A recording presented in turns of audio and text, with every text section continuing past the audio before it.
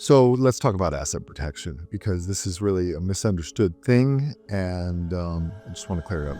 So asset protection is anything that protects your assets from a creditor or a threat. That's it. I mean, it's as simple as that. What that actually practically means is that if you don't have any assets, then you're protected, right? Nobody's going to sue you because there's nothing to get. And if you don't have insurance on top of it, you're really a zero when it comes to a threat risk because nobody is going to bother with you if you don't have assets or you don't have insurance. For the average American, insurance is their asset protection. And frankly, that's all they need. They don't need more. They don't need to do a complicated, sophisticated plan. You have a little bit of maybe equity in your home, probably covered by your homestead exemption, which is the amount of equity you can keep in your home, even in bankruptcy. So some states are very, very good. Some states are not so good. But for the average American, if you have even $100 or $200 or $300,000 of equity in your home, that's probably going to be fine. If you have just a little bit of money in your retirement plan, like a 401k or an IRA, also fine. So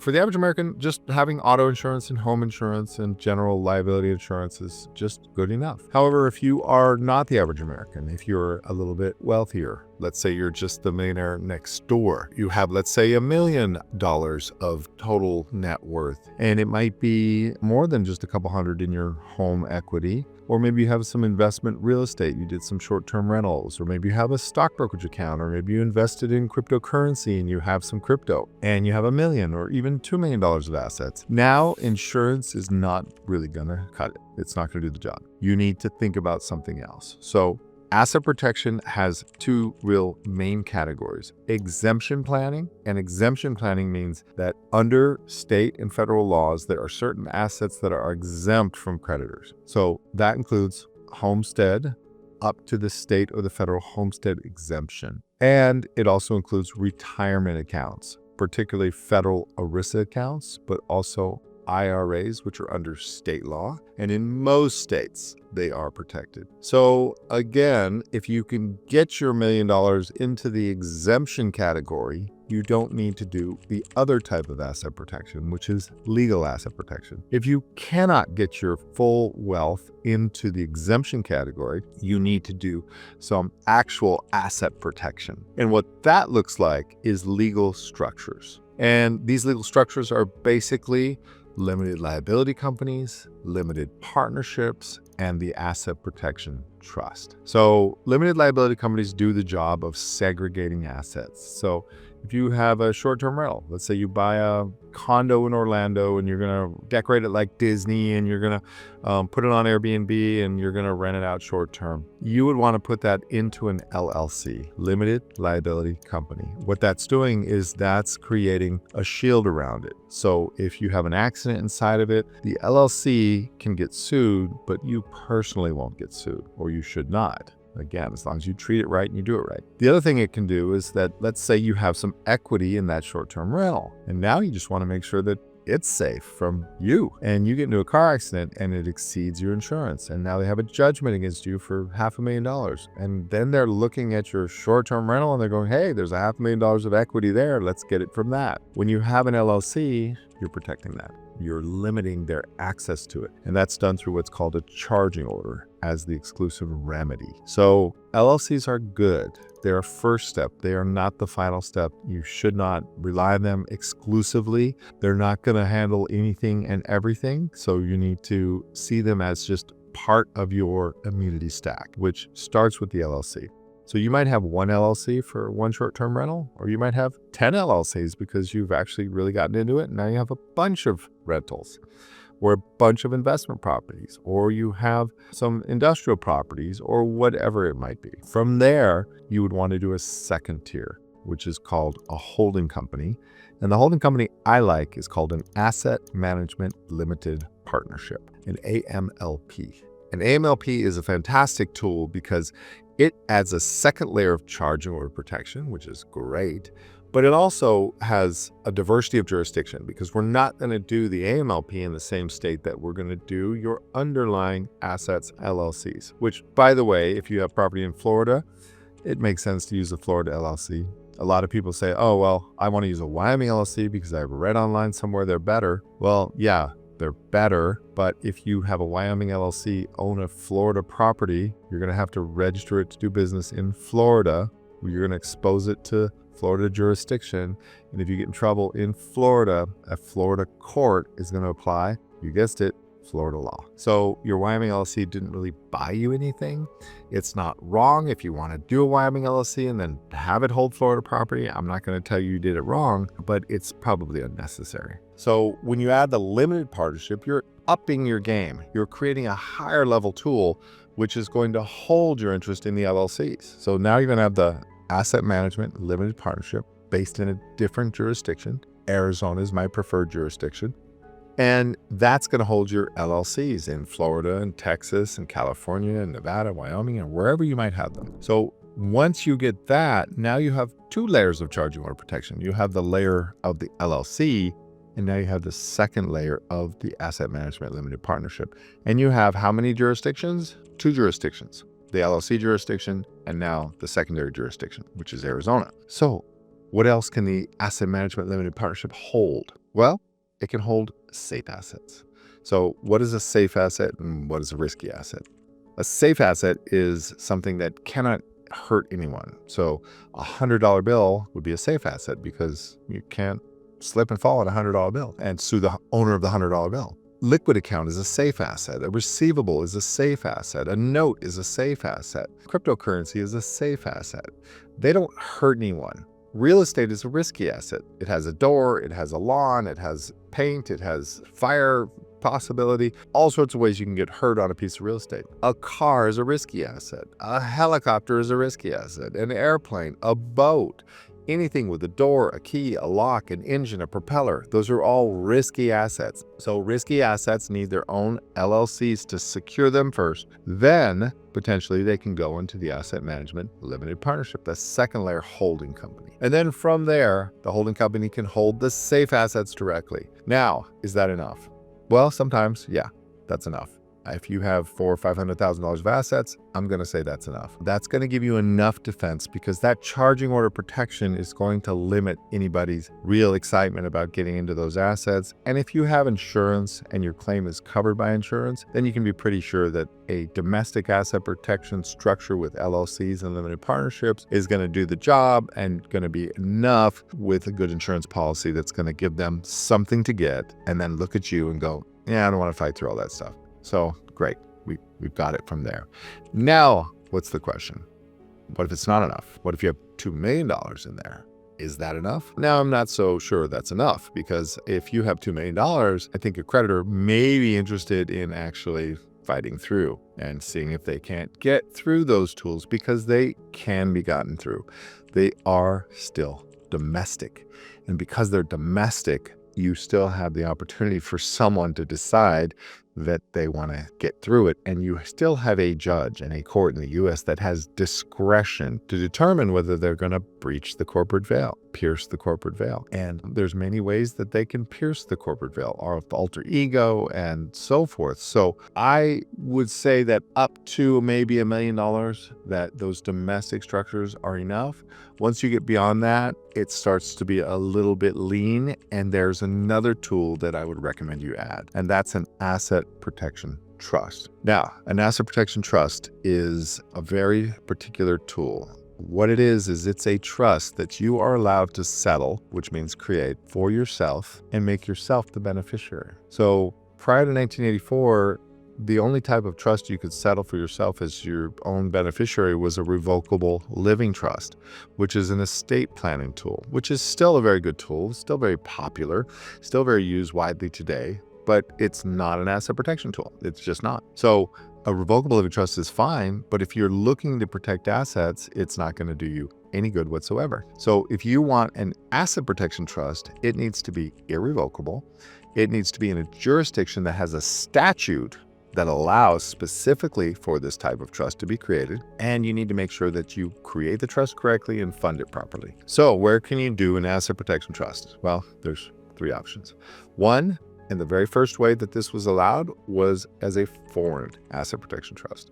The first jurisdiction was the Cook Islands, 1984, the Cook Islands Trust Act. It allowed for a specific asset protection trust, which means you can settle it for yourself, make yourself the beneficiaries, and put spendthrift provisions, which are the provisions that limit a creditor's access or actually exclude a creditor from ever benefiting from the trust assets. That's what makes an asset protection trust irrevocable, settling it for yourself and excluding creditors.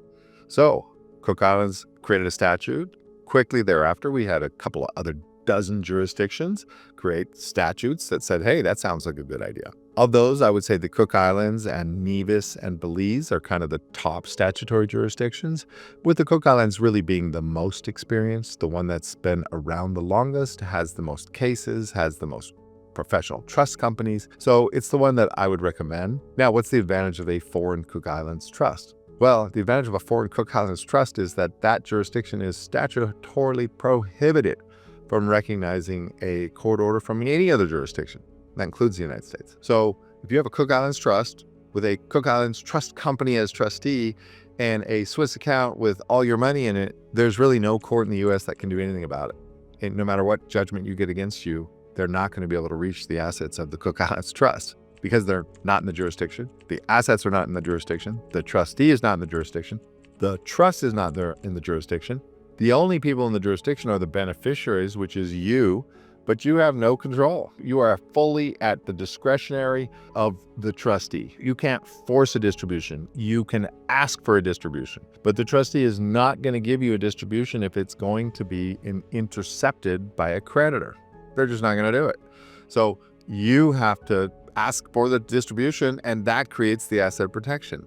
So if you ask me what's the best asset protection structure, I will say a foreign asset protection trust. Now, is it the best for everyone? Absolutely not. Because one, it's expensive. We're talking $40, $50 or more $1,000 to set it up. Two, it's very expensive to maintain. And if anybody tells you different, check, double check, and triple check. It's at least $10,000 a year, at least, and easily $15,000 or $20,000 per year to properly maintain a foreign asset protection trust. Now, that's fine. If you have $10 million sitting in your trust and you need to defend it, $20,000 a year to maintain it is no big deal. However, if you have $2 or $3 million and you don't have any active pursuit or attack against you, do you really want to pay $10,000 a year to maintain a trust that's really just there for standby? So that's one drawback. The second drawback is compliance. So if it's a foreign trust, then you have foreign compliance, which means a Form 3520 and 3520A with the IRS. These are very significant forms: full balance sheet disclosure of the trust assets, the parties to the trust, an agent in the U.S. for the trust, and if not, a full copy of the trust. So it's not nothing. I see these forms running from $3,500 to $6,500 per year for a CPA to fill out. That's part of what those costs start running up on. So it's that. The third is control. You should not, and definitely should not, be in control of your foreign asset protection trust. That's the point. That's how it protects. The foreign trust company is in control of the trust. You are a discretionary beneficiary, which is fine. There's nothing wrong with that. But for the average person who has $2 or $3 or $4 or $5 or even $10 million, and they don't have an active attack against them, and they just want a structure to protect themselves, a fully foreign trust, in my opinion, and in my experience of doing this for almost 30 years, it's just too much. It's too onerous. And so what I find is that when people do a foreign trust from the get-go, they start with a foreign trust. They are in that situation. They have, $5 or $10 million in net worth, and they're talked into a foreign trust because they're told it's the best. They find that it's onerous. Their CPA is screaming at them every year that this is too much, it's unnecessary. Their financial advisors, their local attorneys. So what happens is that they themselves are going, yeah, this is actually pretty burdensome. I didn't quite realize it. The other thing is that the compliance is not just with the IRS, it's also with the trust company. Trust companies have to, as fiduciaries, know what's going on in your trust, which means you're basically reporting to them as if you have an internal board of directors that you have to satisfy every year. I will tell you, doing this a very long time, 25 years ago, the internal compliance with the trustee was zero. They just signed up and said, yep, we're in, good. There was no compliance because they hadn't really professionalized yet. There weren't really regulators in the Cook Islands that were looking at these trust companies. Let me tell you today, in 2025, 2026, and beyond, absolutely, they have regulators and they are much more strict and they do want reporting from you regularly. And I have had people that have set up foreign asset protection trust with other attorneys or other companies and come to me and said, Doug, it is killing me. It's like having an internal compliance officer on my ass all the time with this trust. It's my money. I just wanted protection. I didn't want a nanny sitting there looking at my every move. And I say, yeah, I understand that. That's why we don't normally go straight to a foreign asset protection trust for someone in that condition. We go with something different. So that's a very serious consideration. So I like foreign trusts. Do not misunderstand me. I think they are fantastic and definitely the best structure if you really need it, or I should say when you need it. So what are the other options? Well, you can do it domestically. So later, 1997, Alaska decided they're going to create a domestic asset protection trust statute. Hooray! So they looked at the Cook Islands statute and the other statutes, and they drafted something as similar as they could, except it couldn't quite be the same. Because in the Cook Islands, or in Nevis or in Belize, those statutes do not allow the court in those jurisdictions to recognize any other court, including the United States. Do you think Alaska can disregard any other court in the United States? The answer is no, they cannot. We have Article 4, Section 1 of the Constitution, which says the states must grant full faith and credit to the other states' laws and judicial proceedings and judgments. So Alaska cannot throw a California judgment in the trash. They have to domesticate it. They have to respect it. They have to adjudicate it. Not to mention, Alaska law does not trump federal law. Federal law trumps Alaska law or Nevada law or Wyoming law. So you cannot expect a domestic asset protection trust to have the same strength because it cannot disregard a judgment like a foreign jurisdiction can, like the Cook Islands can. So we have that headwind against us. And that's a huge one because strength of the trust is the whole point of doing this. If it's not going to work, what's the point? Why are we bothering? So it's got to work. So that's one of the big drawbacks of the domestic trust. And now that we have case law from 1997 on, I can tell you the case law is not nearly as good. They have failed very often. In fact, even between domestic jurisdictions, the Utah court will fail a Nevada domestic asset protection trust. They're both domestic asset protection trust jurisdictions. And yet, the judge who has the case in front of them, they want to decide and they don't want some other trust or law getting in their way. So my personal opinion is that a domestic asset protection trust has very limited use cases. One, you better be living in the state that you are using. So if you're a Nevada resident, perhaps you could use a Nevada domestic asset protection trust. And then you better make sure that you understand its limitations. But here's the real reason I don't recommend using or personally use for my clients a domestic asset protection trust. It's because I think there's a better option, and that's option 3. And it's called a bridge trust. It is a hybrid between a foreign asset protection trust and a simple domestic trust. So here's what a bridge trust is. It's a foreign trust. It is drafted like a foreign trust. It is registered in a foreign jurisdiction. However, it has a foreign trustee, but in a standby role, not in an active role. So they don't have an active trustee offshore, the trust. It has a standby trustee offshore. And then it is bridged back, hence the name bridge trust. And it is treated as a U.S. domestic trust for tax purposes. This is done by meeting the Internal Revenue Code 7701 A30E. A30E has a 2-part test, a court test and a control test. The court test is that a court in the U.S. must have primary supervision over the trust. So what we do in the bridge trust is we name a jurisdiction in the U.S. to have primary supervision over the trust. The second test is that a U.S. person must have primary control over the trust. That is the trustee. And so we name a U.S. person as having the trustee, being the trustee and having primary control over the trust. And typically that's going to actually be the client. So that gives the client what they want, which is control of the trust and their assets. They don't have to report to the nanny trustee offshore, and they meet the test for being a domestic asset protection trust or a domestic trust. I'm not going to call it a domestic asset protection trust because that's the animal we talked about earlier, which has to meet one of the statutes in the domestic states. It's just a domestic trust, but it's also a foreign trust. So now life goes on as normal. That trust can own the majority interest in the holding company. It can own some assets directly, often the primary residence in states where the homestead exemption does not protect all the equity. And if nothing occurs, if there is no threat to the wealth, if there's no attack and no lawsuits, the trust stays a domestic trust. It is a grantor trust. What grantor trust means is that it is disregarded for tax purposes, so it is tax neutral. You look right through it. If you die, you get the step up in basis and all the assets. It doesn't create any extra tax. It doesn't create any extra complication. It's very simple. It's very easy for your accountant to deal with every year. There's no foreign trust compliance. There's no Form 3520. There's no foreign trustee that you have to ask permission for doing anything or report to.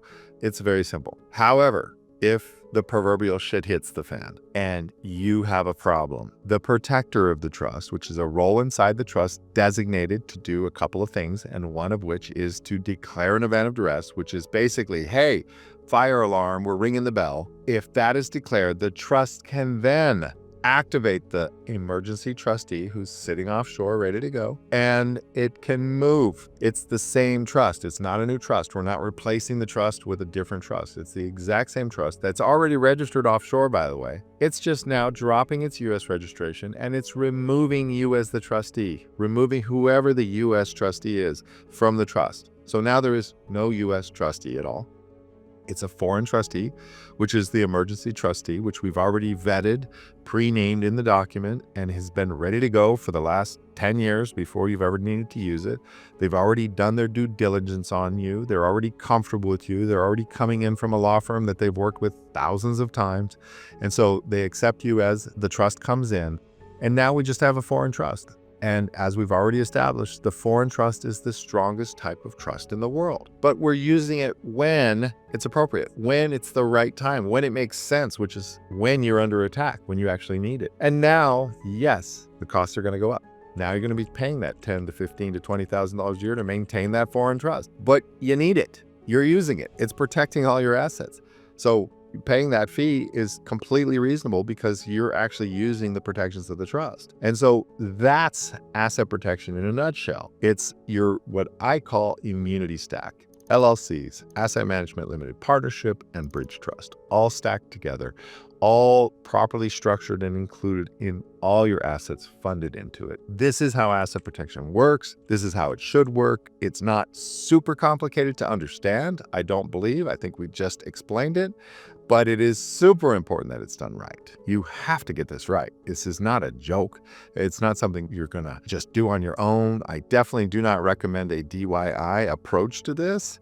Maybe if you have one short-term rental and you've got $50,000 of equity and you want an LLC and you wanna go online and get an LLC, maybe that's a DIY project, but what we just talked about is not.